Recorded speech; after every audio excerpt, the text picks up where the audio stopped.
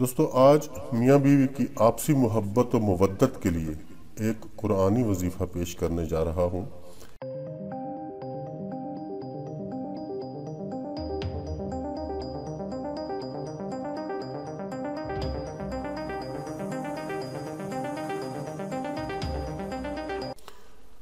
بسم اللہ الرحمن الرحیم۔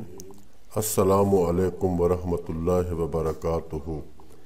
آپ کا اپنا چینل المعالج پلس اور ہم کہتے ہیں آپ کو خوش آمدید۔ اللہ سبحانہ و تعالی آپ کو ہر آنے والے دکھ، تکلیف، ذلت، رسوائی، پریشانی اور مصیبت سے ہمیشہ محفوظ و مامون فرمائے، آمین یا رب العالمین۔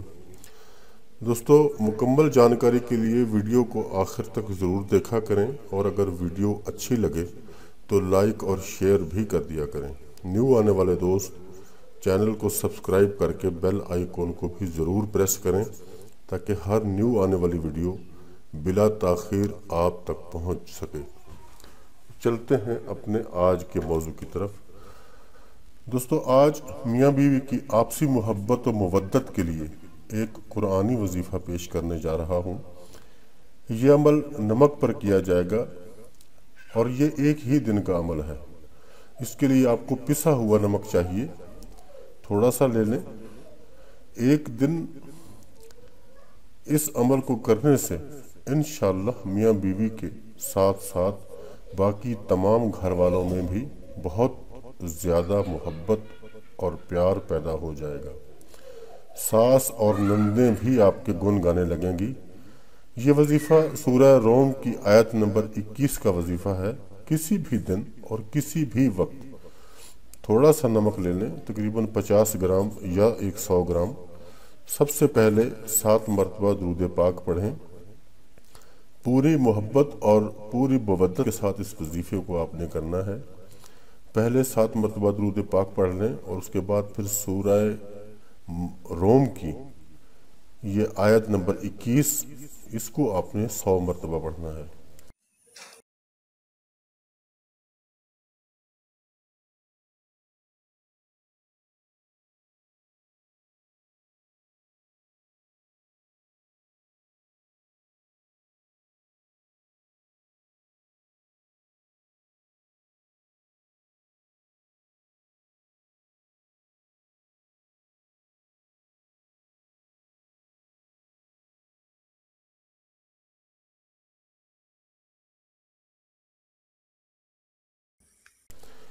اس کو 100 مرتبہ پڑھنے کے بعد پھر آپ نے 7 مرتبہ درود پاک پڑھ کر نمک پر دم کریں، اور پھر اپنی میاں بیوی کی محبت کے لیے اللہ تعالیٰ سے بھرپور انداز میں خشوع خضوع کے ساتھ گڑ گڑا کر دعا مانگیں۔